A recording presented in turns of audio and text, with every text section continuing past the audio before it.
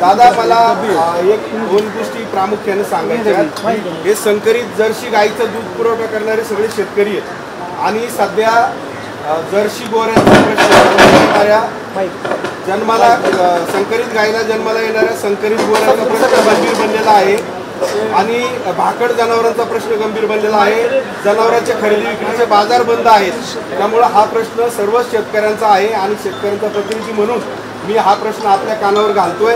आणि दुसरा मुद्दा माझा असा आहे, दुधातली जी भेसळ आहे ती भेसळ रोखली गेली पाहिजे आणि ही भेसळ शेतकरी करत नाही, कारण थोडं पाणी जरी घातलं तर त्याचा फॅट एसएनएफ कमी लागतो आणि त्याला दुधाचा दर त्या ठिकाणी कमी मिळतो। त्यामुळे दादा हे दोन्ही विषय शेतकऱ्यांच्या जिव्हाळ्याचे आहेत आणि आता सध्या आमच्या या सगळ्या शेतकऱ्यांना या प्रश्नाला तोंड द्यावं लागतंय।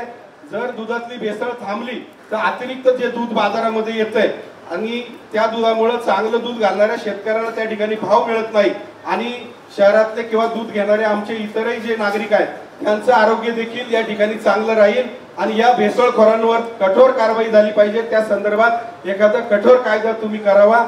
दादा तुमच्याबद्दल आम्हाला आदर आहे, तुम्ही ग्रामीण भागाचं नेतृत्व करताय आणि हा प्रश्न हे दोन्ही प्रश्न भाकड जनावर जर्सी गोऱ्यांचा प्रश्न आणि दुधातील भेसळ हे दोन प्रश्न आपण मार्गी लावावेत ही सगळ्या शेतकऱ्यांच्या वतीनं मी या ठिकाणी आपल्याकडे मागणी करतो।